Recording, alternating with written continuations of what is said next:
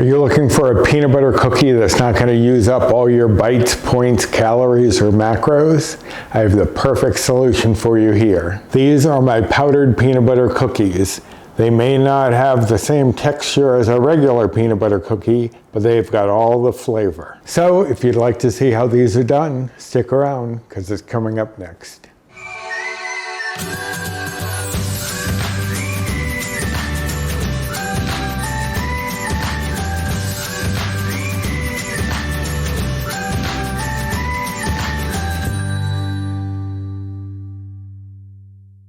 Hello and welcome to my kitchen. My name is Roy. I am a home cook and amateur baker, and I am here on this channel sharing recipes that have helped me to lose over 125 pounds, whether those recipes are mine or someone else's. Now today is one of mine.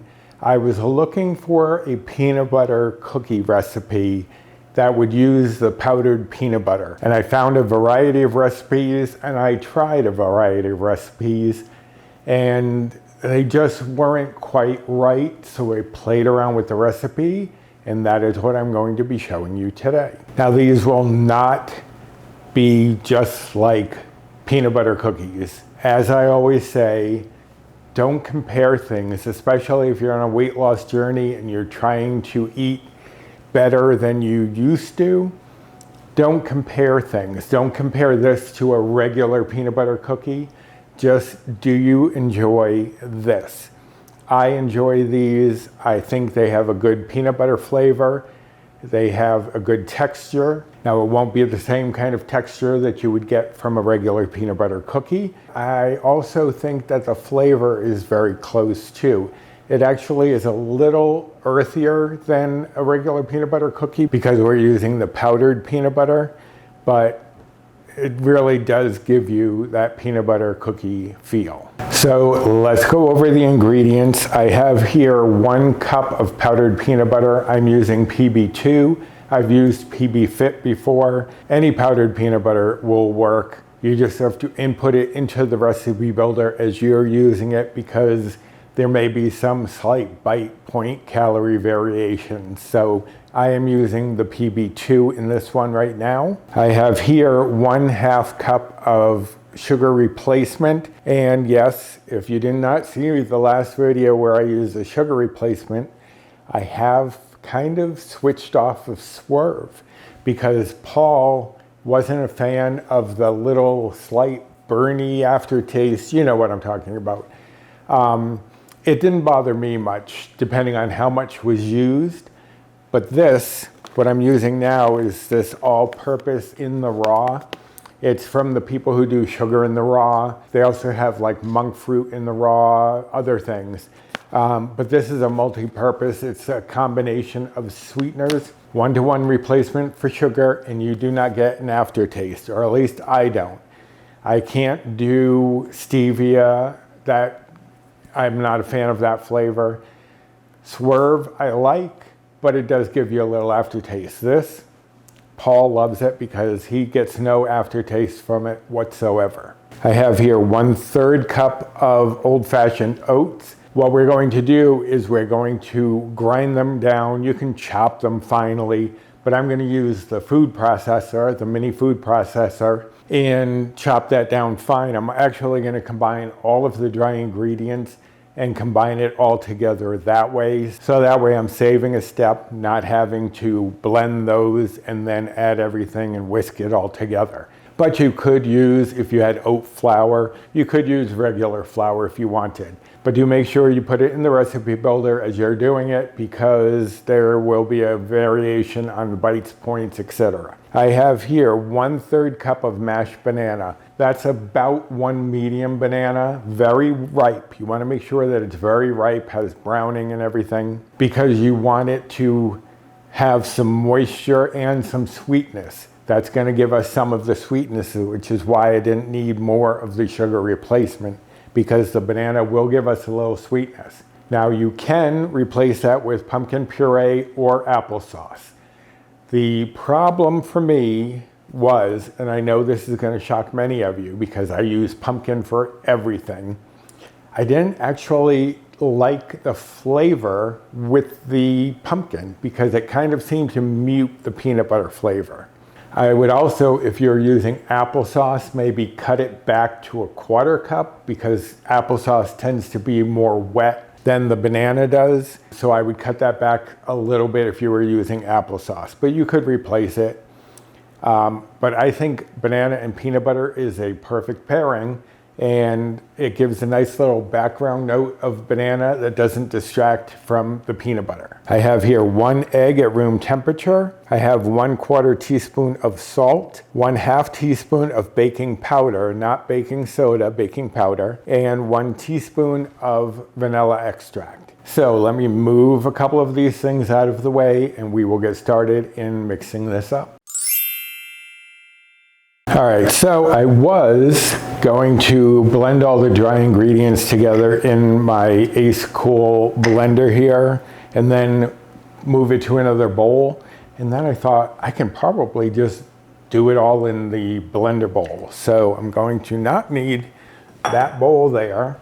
And I'm going to start off by putting the oatmeal in the bottom. And I'm just going to blend that slightly just to get it chopped up, or at least starting to chop up. Okay, so, and you can see it's chopped into little bits. It's not really fine like a flour, but as I said, you could use the oat flour if you prefer. But this will give us a little texture. It'll also suck up some of the moisture that would be in the cookie that might make it a little too soft. Many of the recipes that I tried were too soft. I didn't mind the soft cookie and the flavor, but I wanted something a little closer to what I expected from a peanut butter cookie. So adding the oatmeal really kind of helps to absorb a lot of that moisture and make it a little denser. But now that I've got that started chopping, I'm going to add in my peanut butter, my sugar replacement, my salt, and my baking powder. And I'm just going to give that a blend together just to kind of homogenize everything. It's kind of like if I were whisking it, but this will be much easier to just do it in here.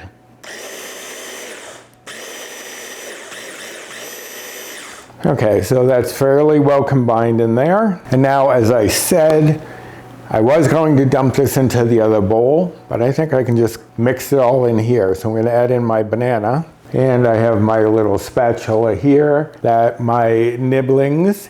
If you don't know what a nibbling is, it's niece and nephew. It's kind of like sibling. There's also, you can tell I was an English teacher because I love things like this. Nibblings are nieces and nephews, and piblings are uncles and aunts, kind of like parent siblings. So you learn something new you probably didn't even care to know. But they gave me this, it's got my little Uncle Roy on there. So I like using those when I can, and because my nibbling Morgan has celiac disease, they need to have gluten-free foods. So Morgan, this one is gluten-free. There is no gluten in here. I'm adding in the egg and the vanilla. But I was told that I do not do any gluten-free options on here. So I did decide to mention that this is gluten-free. There's no gluten in oatmeal from what I've researched. So don't come at me if there is. But I believe when I was researching, no gluten in oatmeal. And I did check on the gluten-free aspect of oatmeal. It is gluten-free, but you must be aware that some will process in places where there may be flour, so always check the label just to make sure that they are truly gluten-free and they weren't processed in the same facility as flour. Now over here I have a little bowl of water, because that's not going in here, that's going to be when we prepare our cookies. So let me blend this up and see how well this does without me putting it into a mixing bowl. Okay, and that looks pretty good there. Just needs a little bit of stirring to get some of that powdered peanut butter from the edges. Now this is it looks almost like peanut butter right now, and it's going to be a soft dough, which is why I suggest reducing the applesauce if you decide to use applesauce in here. Okay, I have the blade cleaned off. I straightened up a little bit. Now I've brought my baking sheet lined with parchment, and I'm going to I have a number 50 scoop. This is about a tablespoon and a quarter. We're going to do a generous scoop of this batter to get 12 cookies. You could use just a tablespoon and do a generous tablespoon as well. Either way, because this is a sticky dough, I'm going to spray my scoop. And so I'm just going to kind of like overly fill this scoop. And I still may need to go back and move some batter around, some dough around, but it should come out fairly close to 12 even scoops.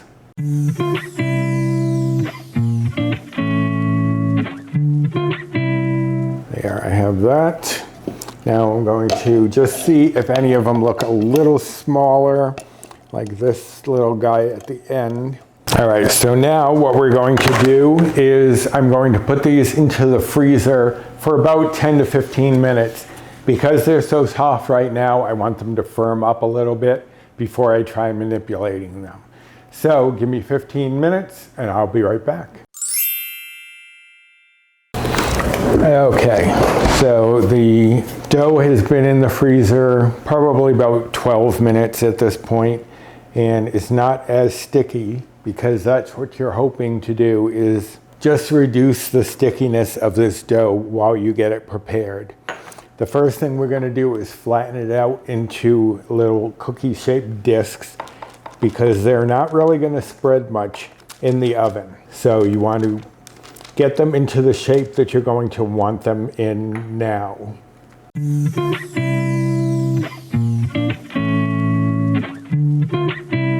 You just want to have them fairly about the same thickness. That's the main thing because you want them all to bake at the same time. The first time I did this, I sprayed the back of my fork to make those classic crisscross peanut butter marks. You don't have to do this step if you don't want to. If you're fine with them just looking like a round cookie, that's fine. But what I'm going to do, instead of spraying my fork over and over, is I'm just going to spray each of the cookies a little bit and then go in and press gently into the cookie to get our little cross hatches. And again, they don't have to be perfect. We're not putting these in a magazine or anything. And if it slides off, if it gets a little wonky looking, you can just fix that, don't worry. Just push it back into place. Okay, so we have our little cross hatches on here. And once I put them into the freezer, that's when I started preheating my oven. So that's a great time to start preheating your oven because it takes about 15 minutes or so for an oven generally to heat up to temperature. These are going to go in for about 12 to 15 minutes until you touch them and they are fairly firm and solid on the top. I'm going to rotate them halfway through just in case there are hot spots in the oven. That way you're not going to get darker ones here and lighter ones here. So 12 to 15 minutes and I'll be back. Okay, so there we have them, our powdered peanut butter cookies. And when you press on them, they're going to be slightly firm, but they'll still have a little bit of give in the middle. So don't expect them, as I said, to be really solid like a peanut butter cookie typically is. So now we're going to let these cool on the pan for about 10 minutes. Then we're going to take them off and put them directly on the cooling rack and let them cool completely. The texture is better when they are at room temperature rather than eating them hot. You could eat them hot too. You'll still get the same flavor, but I like the texture better once I've had time to cool down to room temperature. So there are my powdered peanut butter cookies. That's all there is to it. Now you can serve them just as they are. You could put a little bit of I like a little bit of sugar-free strawberry jam on it, kind of like a peanut butter and jelly sandwich. I also ended up at one point putting You can have about 1.5 teaspoons of marshmallow fluff for 0 bites, 0 blue points. So I ended up making a little sandwich with 1.5 teaspoons of the fluff in between too, and that was very good. So you can play around with it, or you can just eat them as they are. Now for one cookie, these are going to be just one Better Balance Bite or Old Blue Point. I'm on the Healthy Better Balance plan, which is equivalent to the old WW Blue plan. So that's what I'm basing my bites and points on. You will have to adjust for whatever plan you're on. But once you get up to 3 cookies, it does switch over in that bizarre WW healthy math where it does bump up to another bite. So 2 of these would be 2 bites, but 3 of them would be 4 bites. So still not bad for 3 cookies. If you were following calories, each one of these would be 68 calories.